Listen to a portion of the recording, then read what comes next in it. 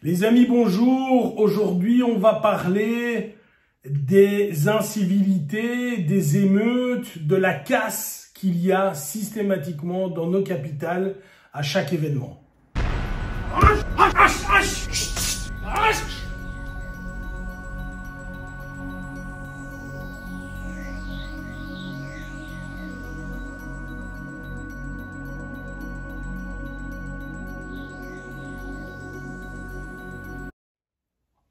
Voilà, vous avez vu hier le match Bayern de Munich contre le Paris Saint-Germain.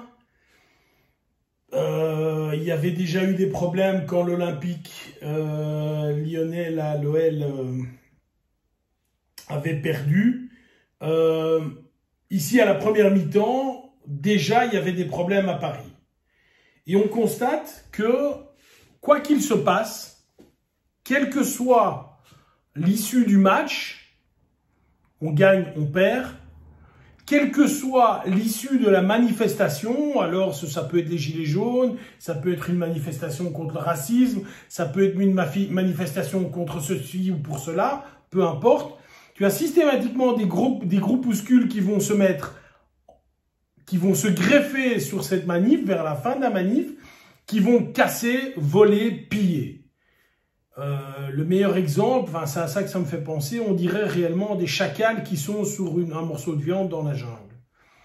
Et j'entends les présentateurs qui disent en France et en Belgique, parce qu'on vit exactement la même situation, qui parlent d'ensauvagement, d'incivilité, de barbares, de sauvages, de racailles et tout ça. Moi, j'ai plusieurs points et c'est pour ça que je fais cette vidéo parce que ça commence un peu à me lasser. Une fois ça va, deux fois ça va, que ce soit à Paris ou à Bruxelles, je répète, c'est la même chose et ça commence vraiment à me gonfler. Donc, ici, il y a un phénomène qui est le suivant. On est dans des pays riches, des pays extrêmement taxés. La Belgique est champion du monde. Hein. Là, on bat la France en termes de taxes. Mais la France est dans le top 3 ou dans le top 5, si pas dans le top 2. Donc, on a des pays riches. Et moi, je constate, je vois ça de l'extérieur comme ça. Hein, je vois que l'hôpital, pays riche, ça va pas. OK. La police, sous-effectif. OK. La justice, ça va pas non plus. On a un palais de justice à Bruxelles où ce palais de justice, depuis 30 ans, est sous échafaudage. Maintenant, la question, c'est comment est-ce qu'on va faire en sorte pour que l'échafaudage ne tombe pas? On parle même plus du bâtiment qui tient plus, on parle de l'échafaudage. Enfin, c'est un truc qui est... Voilà. Et donc, il n'y a pas de fric. Alors, je ne comprends pas très bien pourquoi on nous taxe autant, parce qu'on ne fait rien avec l'argent. Ça, c'est une première chose. Maintenant, ces jeunes qui sont là, alors on parle de voyous, de racailles, de jeunes qui sont issus des quartiers, etc. Écoutez, moi, je suis désolé. Moi, j'ai fait des études quand j'étais plus jeune. Comme vous le savez, hein, moi je suis un quart black, j'étais avec le petit italien, avec le petit grec, avec le petit portugais, avec le petit marocain, avec le petit turc. On était tous potes et ça fonctionnait. Et on vivait dans les quartiers. Et on vivait. Mais nos parents, mes parents, et je suis certain que les parents de mes copains aussi, lorsque je revenais et que j'avais une note qui était négative, que j'avais un peu foutu le bras en classe, j'avais déjà peur quand j'allais le montrer à ma mère. Et ensuite, j'avais super peur si jamais on parlait à mon père. Et j'ai un peu le sentiment que pour ces jeunes,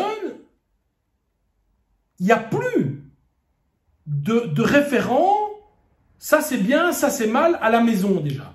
On a déjà un big problème à la maison. Ensuite, corollaire à cela, si tu ne sais pas tenir tes gamins à la maison, évidemment à l'école c'est le bordel aussi. Et qu'aujourd'hui, tu peux doubler, redoubler, ou certaines écoles, ou certains systèmes font que quoi qu'il se passe, que ton résultat soit positif ou négatif, tu passes quand même, etc. Fait que tu as des gens qui arrivent, et moi c'est quelque chose qui m'étonne toujours, qui disent, qui écrivent « tu penses », et ils oublient le S à la fin de « pense », quoi. Et c'est des gens qui ont terminé leur secondaire, qui ne savent pas conjuguer la deuxième personne du singulier, ça m'étonne, ça m'étonne. Et on arrive à ce que ces gens ne sont pas cadrés à la maison, ne sont pas cadrés à l'école.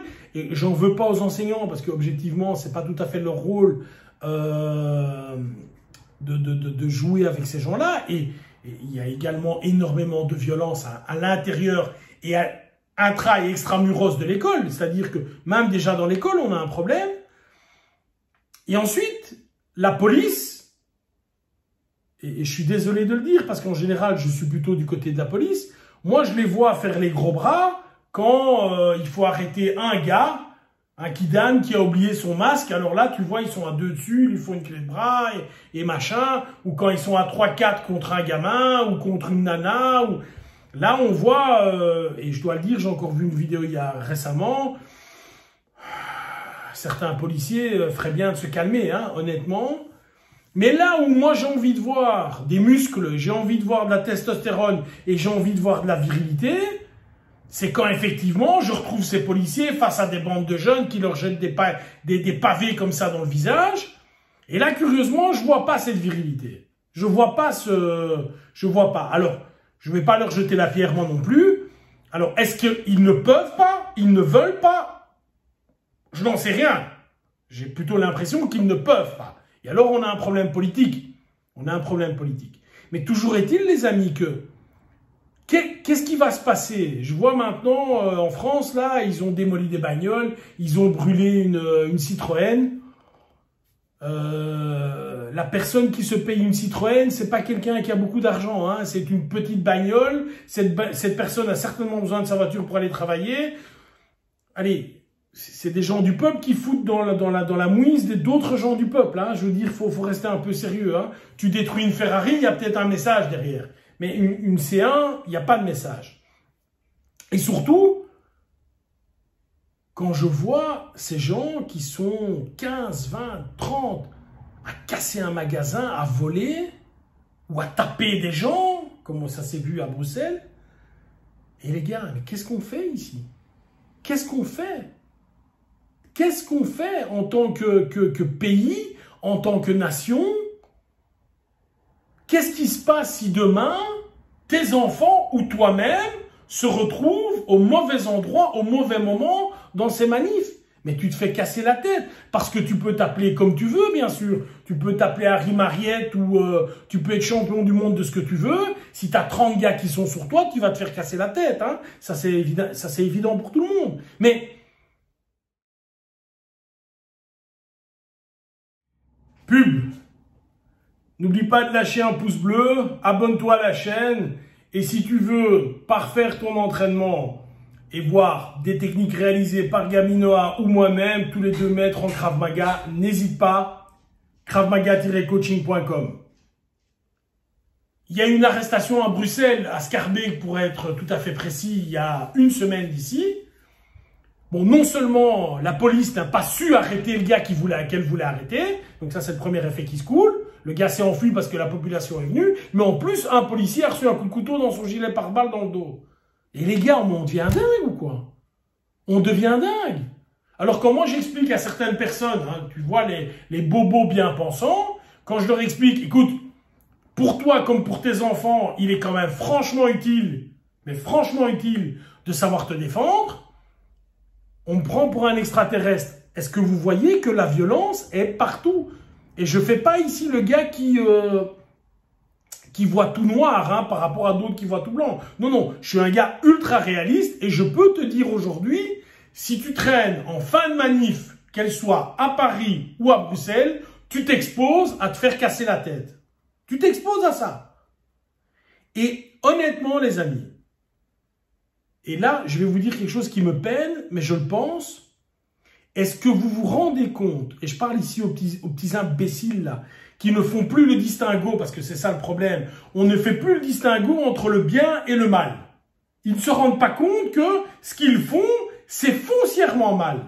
Que aller shotter un penalty sur un gars qui a déjà reçu 25 coups sur le visage, courir et lui mettre un penalty dans la tête alors que le gars, tu ne le connais pas, il ne t'a rien fait, c'est quelque chose de gravissime.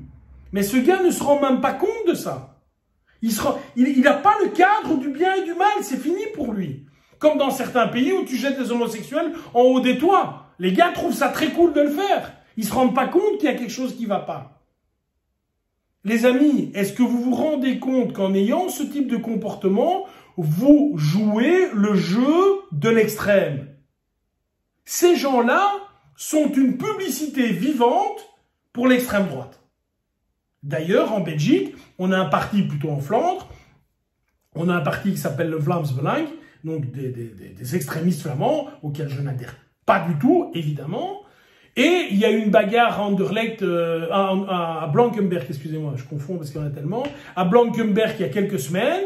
Ils ont repris la photo avec les gens qui se battaient et en disant « Avec nous, ça ne serait jamais arrivé. » Et voilà.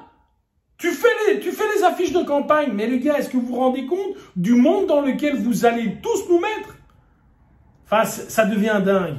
Et moi, j'ai envie de dire ici, il est temps que nos politiques se bougent sérieusement derrière et que la politique de la gentillesse et la politique de la petite caresse et la politique du « il n'a pas fait exprès, ça fait 25 fois que le mec se fait arrêter », ça doit cesser, hein, les gars. Ça doit cesser, hein.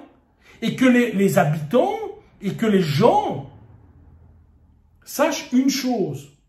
La justice traîne.